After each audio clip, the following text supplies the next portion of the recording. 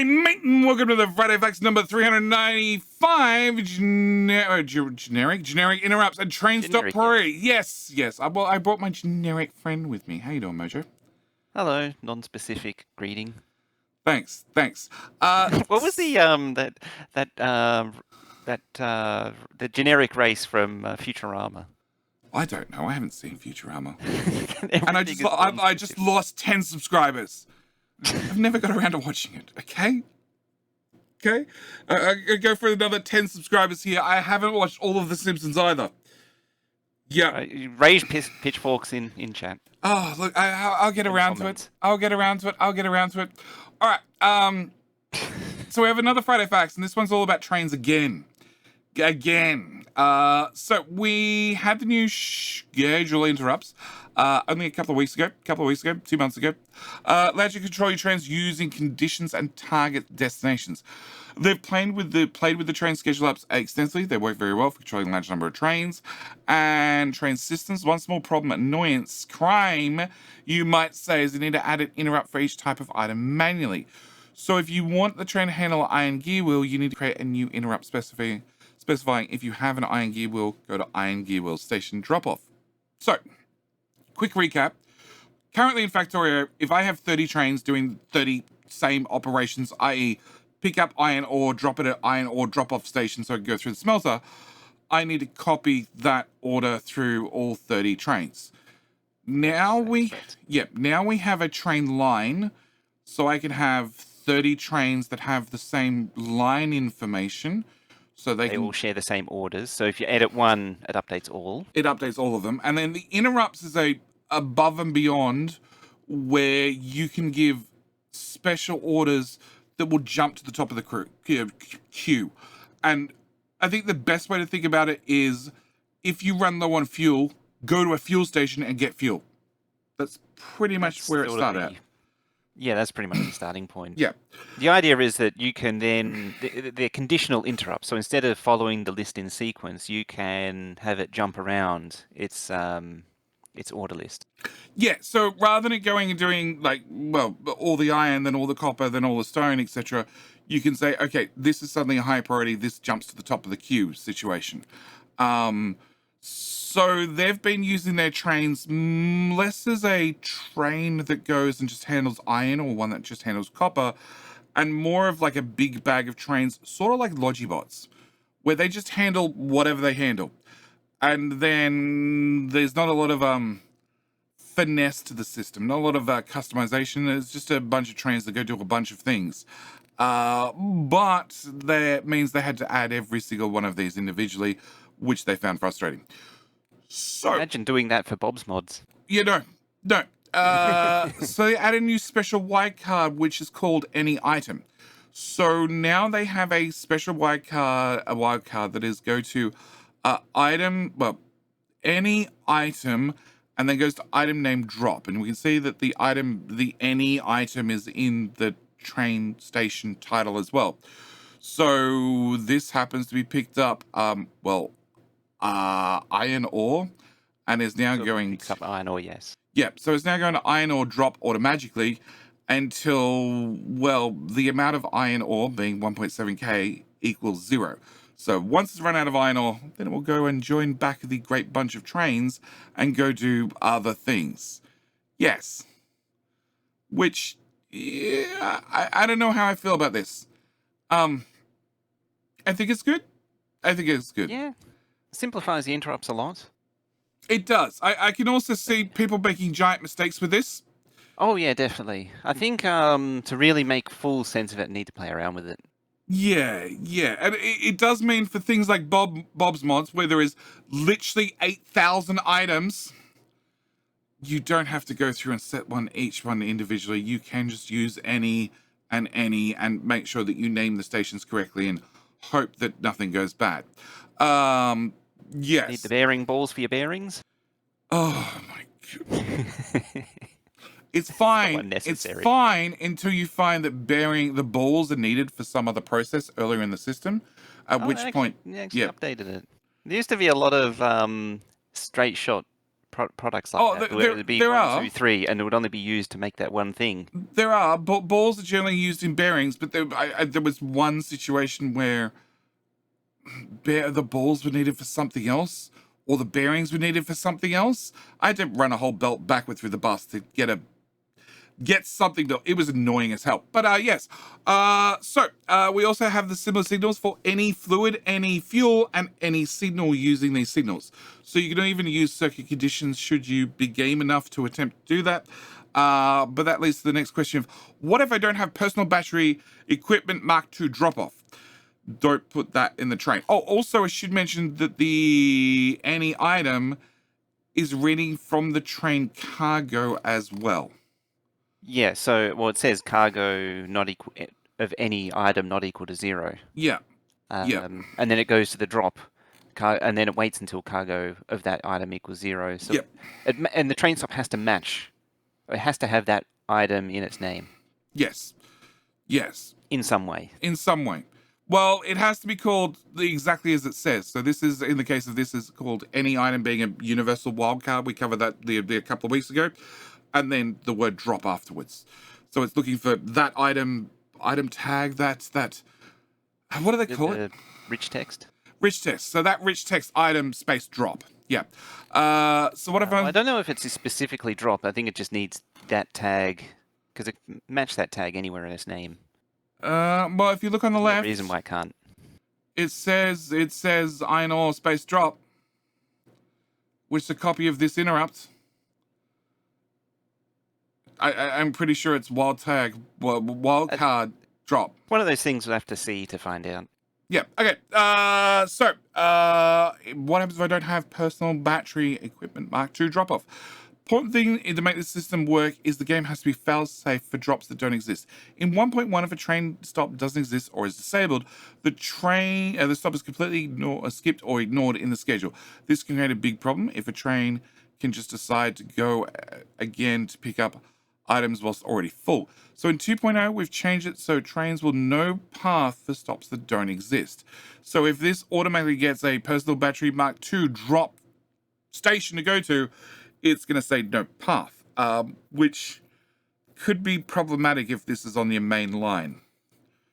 At which point... It is a bit of an issue because, one of my Outpost supply and trash system actually relies on the current behavior to work correctly, because it skips the ones that are set disabled. Well, I've got bad news for you, Mojo. Yeah. Yeah. I heard there's some bad news about that. So according to the devs, this means the trains will never do something unexpected, and it will be the player's configuration error causing the train to wait around for better orders. Sure. Does it still skip if I decide to disable a stop with the circuit network? So this led us to another change in 2.0. Disabling stops will no longer cause trains to skip the station and repath. We have had the skipping behavior in the game for a long time, but effectively using it has always been a bit janky. Since we added train limits in 1.1, the usage has always been very limited and can cause a lot of problems if you approach this feature natively. For example, if you disable a stop while the train is en route, the train may very well be in a position where it can't path anywhere else for just turning around the corner to arrive. This would cause the train to no path while sticking out in the main line, causing chaos for most trains. Also, if the train can't path suddenly because you turn off the station, it goes from max speed to a speed of 0 instantly on the main line. And if there's another train right behind it, one of the trains will have less pieces of the train afterwards. Yeah. So in 2.0, train stops will act as if they have a train limit equals 0. So it means if a train is on the way and the stop is disabled, it will continue to the stop regardless. And if a train is told to go to a disabled stop, it'll enter the destination full state and wait until it's enabled. Or it will skip to the next order if it has more orders in the list of stations, orders, schedule, whatever. And this change will... In of itself, it's not a terrible thing. This works fine. And I had to confirm with you because if you have a train stop limit set with a limit of, say, 5, and there's 5 trains on the way, and you instantly change that to 0 or disabled now in 2.0, it means that the 5 trains that are on their way will continue... They'll stay on their way. They'll continue on their way, and it just means no new trains can be scheduled.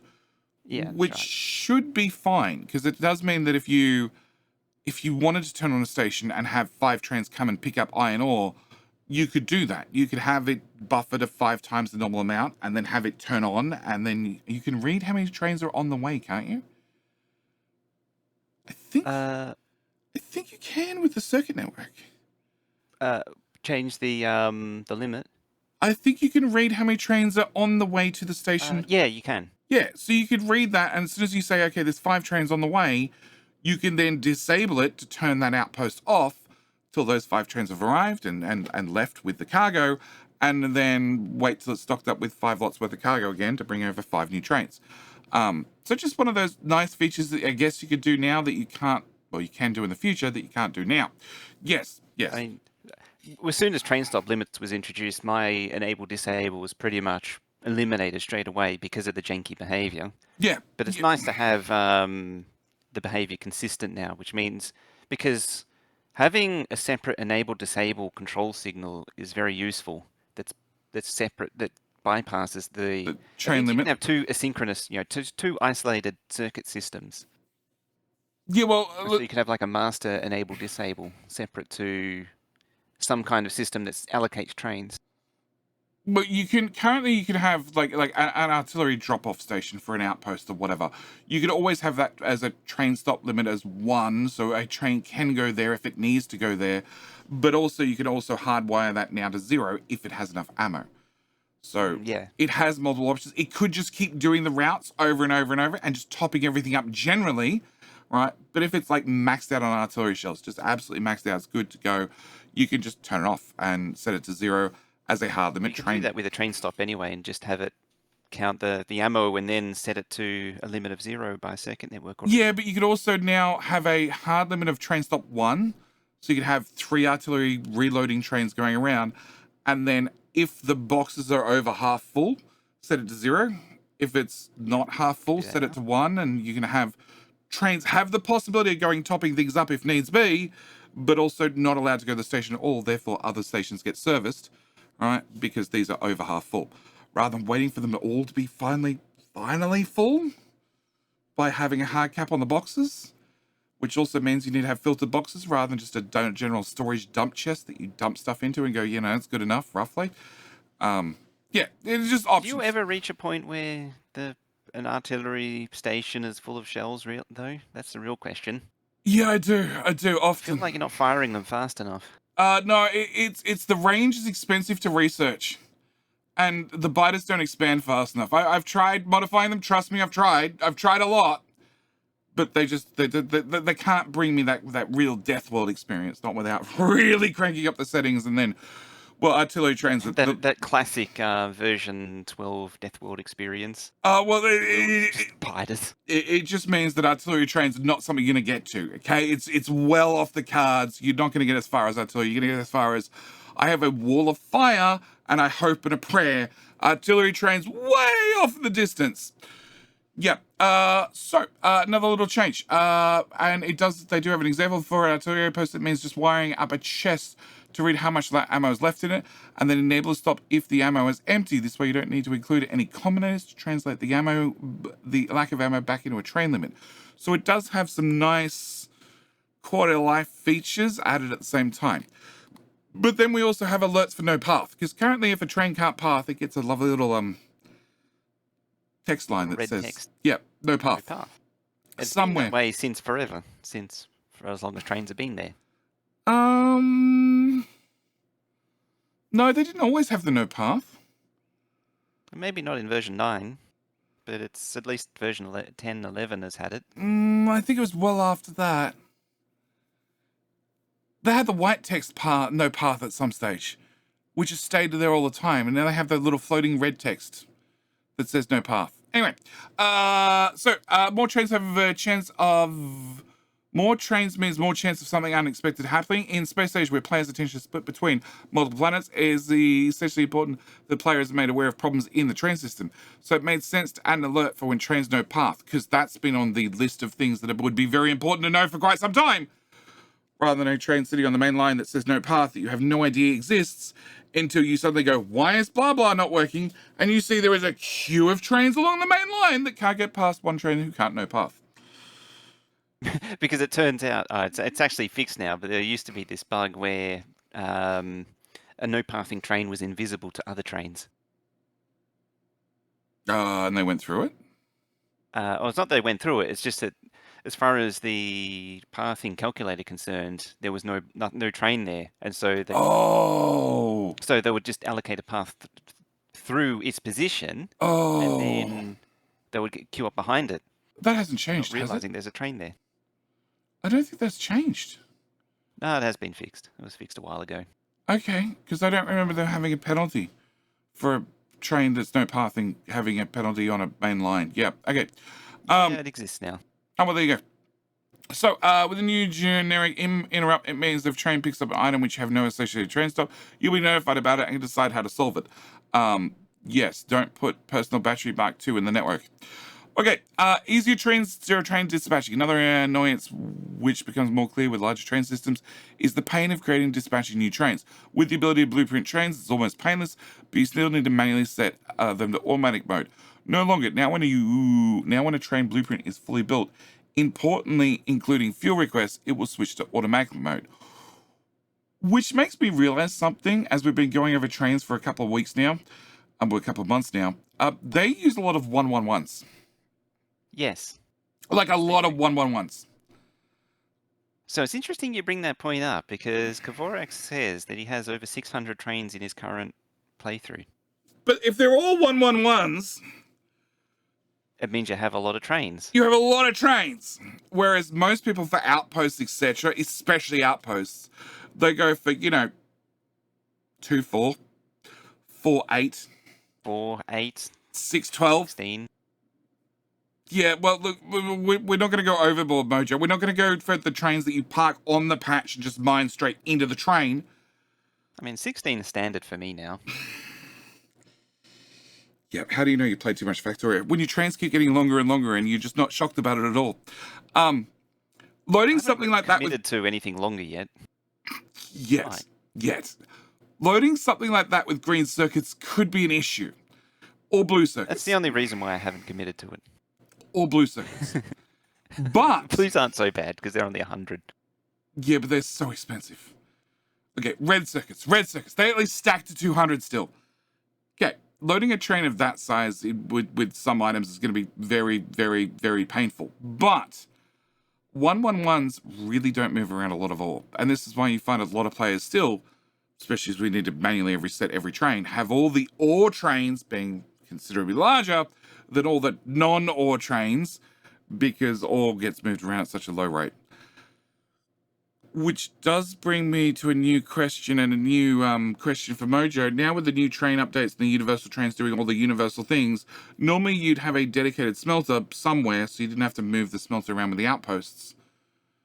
But you suffered that situation where you'd mine 50 ore per stack and then put it in a train and then move it somewhere and get 100 plates so you double the stack density. Sure, there's productivity modules and all sorts of other things that, diminish that a little bit, but normally it's twice the capacity after it's been smelted. Do you now do mining and smelting on site? Because you have more little trains? So I've done a lot of both, and I've found that it doesn't really matter. I know it doesn't really matter. They'll have their trade-offs. But now you're going to have these wonderful universal trains that are possibly going to be smaller because occasionally you want to put red circuits into it, and a single wagon full of many red circuits is still a giant amount of red circuits. Does that mean you do more smelting on site? I've been doing the thinking about it when they first introduced it. I don't think it'll change much with the outposting trains. I mean, maybe all trains will become generic, but they wouldn't. They would still be on a separate system. So you're going to still keep your ore trains as ore trains and slightly larger, and your other trains as other trains. Yeah. It's like in the last several maps that I've done, I can't think of this. I'm trying to just going through all of them. There's at least 100 of each ore train. Oh yeah, there's heaps. There's heaps. And at that point, it's not really worth the effort to you don't need 400 train. If there's 200 copper, 200 iron, you don't need 400 going to either, because you're always going to need at least bare minimum 100 and 100. Yeah, you're going to have always 100 on the tracks moving at any one time, doing one or the other. Well, both. Doing that Both. specific Yep. job and never actually switching. Yeah. And introducing the switching is potentially introducing more failure, and so you just wouldn't do it. Having said that, though, with the circuit conditions and all the stuff brewing now, it does open up the opportunity of having a fully circuit switched dynamic smelter, finally. Yeah, apart from, what's the recipe? Stone. Stone is still going to be your issue. Oh, yeah. And Stone steel. is problematic. What I mean is Iron and copper. Iron and copper. Yeah. It's really just iron and copper. It's really iron and copper. And then, at least for what we know now, I don't know about future ores like the titanium. Oh, actually, that's blast furnace anyway. Ooh. Any of the other ores. Ooh. Well, now you have the stack inserter, the future stack inserter, not the current stack inserter, which will only grab a full stack at once. If you fix Pallet inserter. what? The pallet inserter. Yeah, the pallet inserter. If you have mixed iron and mixed copper flowing down the same belts with a dedicated stack inserter for iron and ore and a dedicated stack inserter for copper ore, then you could flick the smelter's signal back and forth and change the rest. Actually, you can't change the recipe on a smelter. Maybe we can change the recipe. It automatically switches. Maybe you can in the future. You don't need to change the recipe on a smelter. It automatically sets the recipe I know. when you shove the item in. I know, but you then need to disable or enable the inserters to control what you're smelting. As soon as it goes to the input goes to 0, if it's like set to iron and you put copper in, it just changes to copper. Yeah. You don't actually need any control. You do if you want to prioritize more iron or more copper. Yeah, but you would do it at this whole smelter line level. You wouldn't do it with the inserters. Thoughts for later. Thoughts for later when we wait, because obviously you're probably going to use the blast furnace, and they already said there's an efficiency bonus for putting the fluids in the pipes, and then you need to work out whether you can have mixed fluids in pipes yet properly, in some sort of weird, janky way. Yep, with many pumps you can force and mix fluids without some hassles. Yep. Okay. Well, anyway, continue. Dealing with the productivity is the problem, though. Ah, yes. So this last bit. That's the elephant. Yeah, because each time you swap recipes, you lose your productivity bonus. Although Smelter's the last thing you get the productivity in, and now you're going to get it as a base productivity with the new foundry. Productivity more means you don't care about losing the productivity bonus. It's more that you get odd numbers of items that don't fill trains, and so you need a way to deal with it. Yeah. Okay. This last piece of the puzzle, if you did add another 5, 10, 20, 50 trains to your network, it's just a matter of stamping down your train blueprint as many times as you need. No further manual intervention necessary. Additionally, there's quite a few inconsistencies with blueprinting trains, bugs, and unexpected behaviors, which made it a little bit unreliable if the schedule and the blueprint actually stick to the new train, and if all the wagons would connect correctly, because occasionally you'd have a half a train or a 1.5 train, but yeah, I've had some odd combinations. So in theory, they're all fixed for 2.0 until they release it, at which point they'll be broken, and then we'll find more things that they can fix. Yes, trains top priority. So this is a new one. Trains generally prefer stations closer to them with static routes and limits, and the system worked okay when you had individual train routes for each item that also had some consistent level of service for that item. If you had 10 iron mines and 3 iron trains, then you'll always have some trains working on that route. However, with the new generic schedules and one big bag of trains, it can happen that all the trains are busy moving around advanced products closer to the base, i.e. closer to where the smelting is, and there's nothing to direct trains to the mining outposts, especially as the mining outposts are normally far away from the periphery of the base. That is until you run out of things for them to move around, like iron plates, at which point somebody has to go get iron ore, because there's nothing left for them to do, because they don't have enough iron ore coming in. So the system will eventually find an equilibrium. But yes, they're adding a waiting system, so you can add a priority and a waiting system to further away train stations to make sure that trains visit there more often. And the motivation here was the situation decommissioning old stations. We wanted trains already at the stop to get out of here, but oftentimes they would just sit and go, well, my destination's full. So another goal was when I tell the trains to go somewhere manually, I wanted to have priority. So they added this feature to the train stop priority. So now we have the train limit, plus we have a priority button, a priority slider. And the way it works, the priority of the train stop has two effects.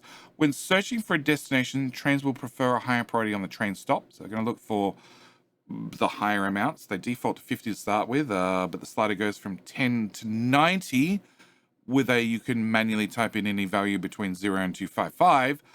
So if you slide the slider all the way up to 90 for a train station you want to get rid of, then more trains are going to head to that station. But if you already turn the train stop limit to 0, more trains at that station will bugger off and go somewhere else, or at least Be chosen over other trains. Yeah, have a higher priority to leave the station and go somewhere else. Yeah. So yeah, trains at the highest priority stop. The priority is basically this station is important to come to, and also this station is important to leave. That's what the priority means. Yeah, it's a both edges of the sword at the same time. So yeah, there are some special cases where trains are given the absolute max priority of 255, and that is when a player manually tells the train to go somewhere. So if you jump into a train and put down a temporary stop to take me to the front line, or to that iron outpost that's been complaining for a while, or that train that's out of fuel, or that train that's no pathing, yes, the train will get a maximum priority of 255, which means it definitely makes sure it gets there. On top of that, because it's now stuck in the main line doing nothing, it has an existing priority of 255, which means the first designation chance it gets, it's going to find somewhere else to go.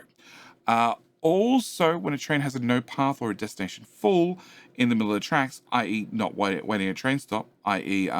Mojo disconnected the wrong tracks to the outpost, and all the trains that were either heading that way or coming back from that way can't get to the main line anymore, and they all complain. Or chat launched artillery and broke the track again. That happens too, but let's blame Mojo for once. It's his turn.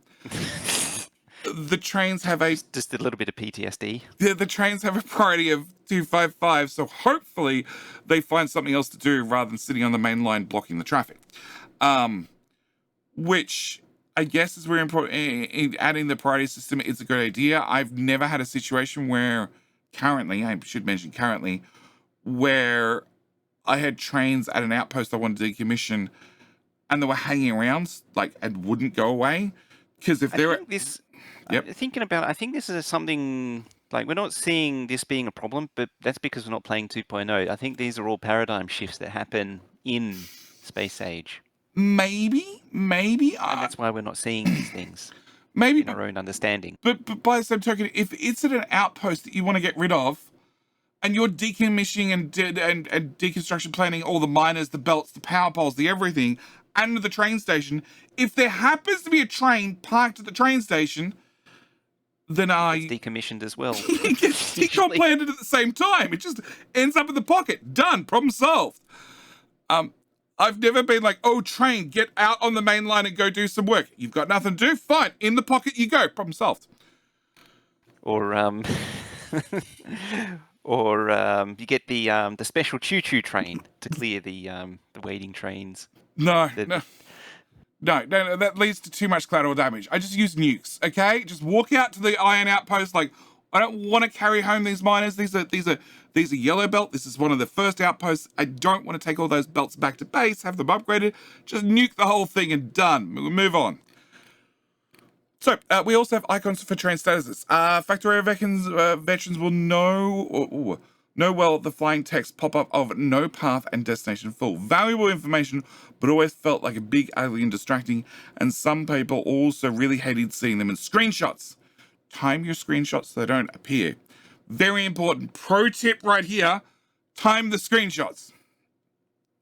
If you take 30 screenshots back to back, chances are one of them will have the text not be on the screen. So, in 2.0, we changed it so these status icons are shown to the player with an icon drawn over locomotive. And we'll add the train status, added to the train status and GUI, to the GUI and the tooltips, yes. So, we have the no path, which is the question mark that has three questions. The flashy question mark. Which is nice. Yeah, I like that one. And we also have the no path, which is the train with destination full. Destination full is the sleepy's train. It can't go there, so it's just going to sleep. That one I'm not so sure on because it looks very similar to the waiting for fuel to be delivered. Oh, the blue one. Yeah. We have that in a picture, video. Yeah, in the video just above, you'll see it flash up. That's no fuel. Does it flash up? It's not there for long enough to flash up. Yeah, Because they have the it's delivered fuel in too the pocket. quickly. Yeah. I think it also has the tooltip up. That doesn't have the tooltips. Does it have alt mode on? Possibly. Doesn't have alt mode, yeah. Yeah, it doesn't have alt mode on. Yeah, you're right. It's very, very similar. Yeah.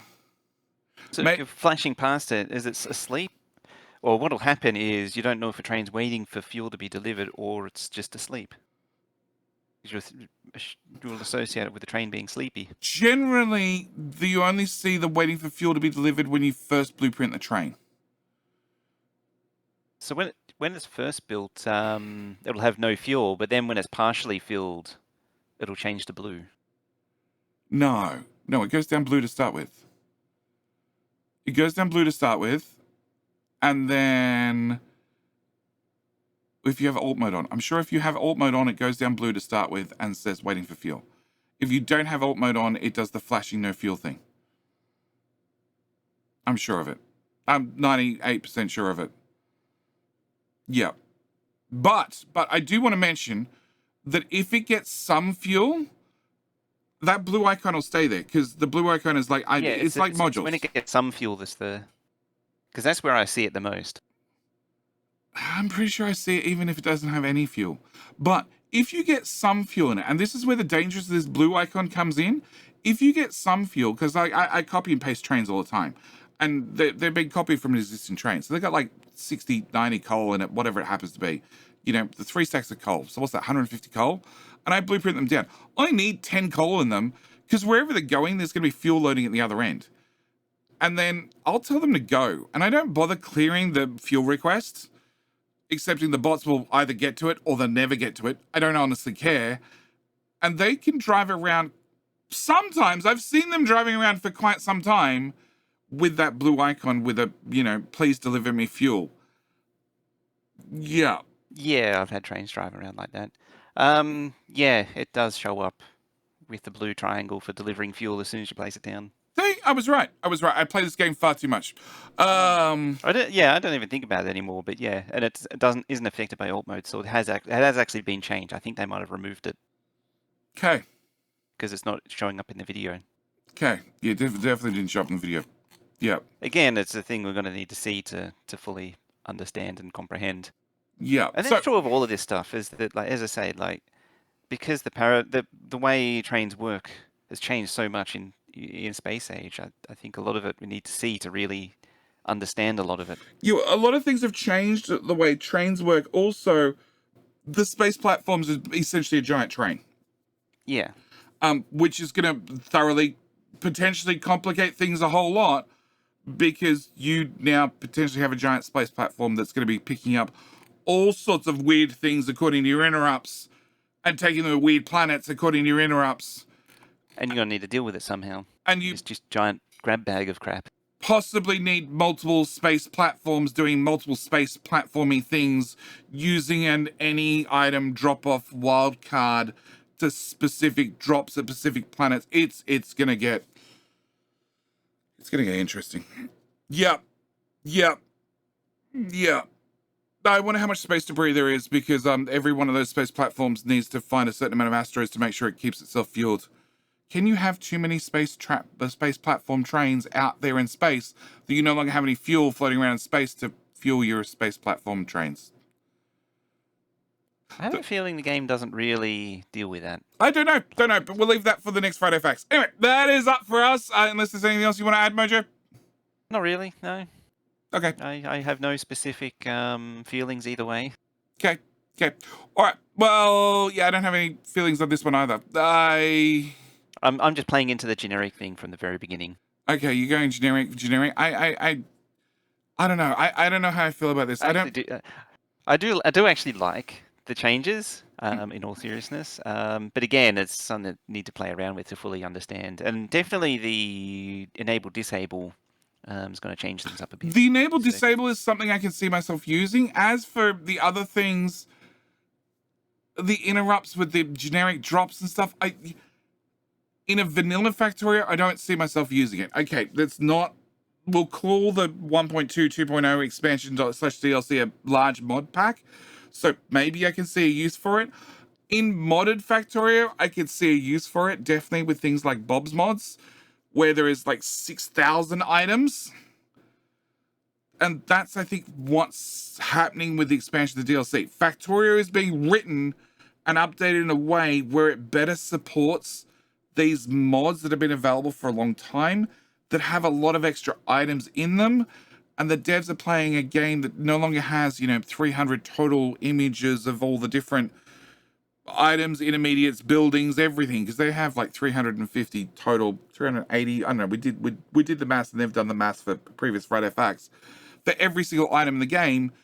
But there's lots of those items that you don't mass produce and move around. So it brings the whole recipe list and the items that you play with count down an awful lot. And now they're taking up to much larger amount. So you have a lot of things. If you want to put in an interrupt for every one of those items, it adds up your time. So yeah, it feels like future Factorio is going to be much better to play with mods in the future. Base game. It's going to play nicer with the big mods. Yeah, because the base game is turning into basically the equivalent of some of the large mods we've had previously and have for some time, like space exploration. But that is where we need to leave it because we're out of time. As always, thank you guys so much for watching. Do hope you've enjoyed, and we'll see you in the next Friday Facts. All right, bye. Bye-bye. A train with a priority of 255 is travelling east towards the iron unload, and then a train with a priority of 127 is heading west to the copper smelter. How long until they collide with each other? That might get included in the Friday Facts video.